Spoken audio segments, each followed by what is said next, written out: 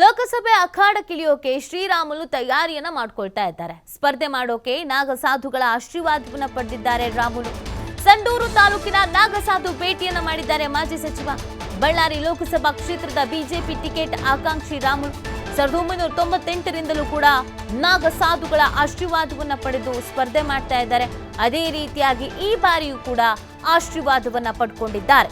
ಲೋಕಸಭಾ ಅಖಾಡಕ್ಕಿಳಿಯೋಕೆ ಶ್ರೀರಾಮುಲು ಎಲ್ಲಾ ರೀತಿಯಾದಂತ ತಯಾರಿಯನ್ನ ಮಾಡ್ಕೊಳ್ತಾ ಇದ್ದಾರೆ.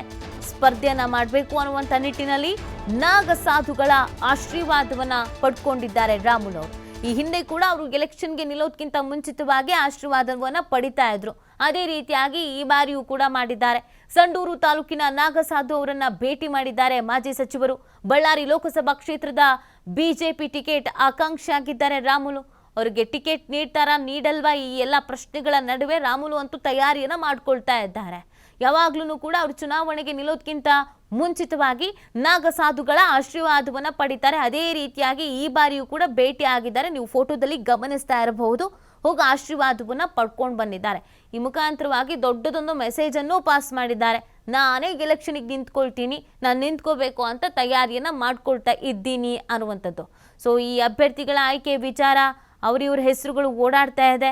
ಇದರ ಬೆನ್ನಲ್ಲೇ ಎಲ್ಲ ಅಭ್ಯರ್ಥಿಗಳು ತಮ್ಮದೇ ರೀತಿಯಲ್ಲಿ ಪ್ಲಾನ್ ಅನ್ನ ಮಾಡ್ಕೊಳ್ತಾ ಇದ್ದಾರೆ, ತಯಾರಿಯನ್ನ ಮಾಡ್ಕೊಳ್ತಾ ಇದ್ದಾರೆ. ಹಾಗೇನೆ ಶ್ರೀರಾಮುಲು ಅವರು ಕೂಡ ನಾಗಸಾಧುಗಳ ಆಶೀರ್ವಾದವನ್ನ ಪಡೆಯೋದರ ಮುಖಾಂತರವಾಗಿ ಚುನಾವಣೆಗೆ ನಿಲ್ಲೋದಕ್ಕೆ ತಯಾರಿಯನ್ನ ಮಾಡ್ಕೊಂಡಿದ್ದಾರೆ. ಈ ಬಗ್ಗೆ ಮತ್ತಷ್ಟು ಮಾಹಿತಿಯನ್ನು ನೀಡ್ತಾರೆ ನಮ್ಮ ಪ್ರತಿನಿಧಿ ವೆಂಕಟೇಶ್ ಕುಲಕರ್ಣಿ. ವೆಂಕಟೇಶ್ ಕುಲಕರ್ಣಿ, 1998ರಿಂದಲೂ ಕೂಡ ನಾಗಸಾಧುಗಳ ಆಶೀರ್ವಾದವನ್ನ ಪಡ್ಕೊಂಡೇ ರಾಮುಲು ಅವರು ಎಲೆಕ್ಷನ್ಗೆ ನಿಂತ್ಕೊಳ್ತಾ ಇದ್ದಾರೆ.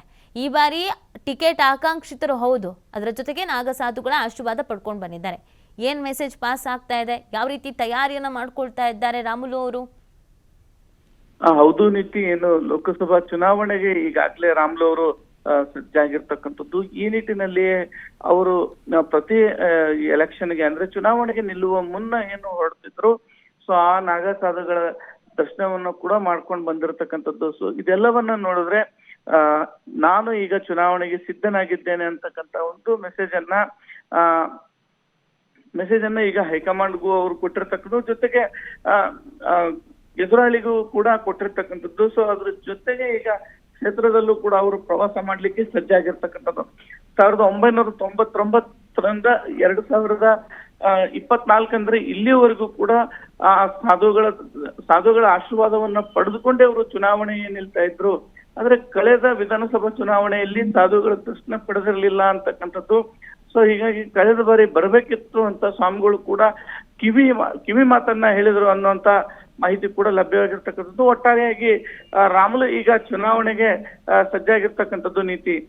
ಓಕೆ, ಧನ್ಯವಾದ ವೆಂಕಟೇಶ್ ಕುಲಕರ್ಣಿ ತಮ್ಮ ಡೀಟೇಲ್ಸ್ಗಾಗಿ.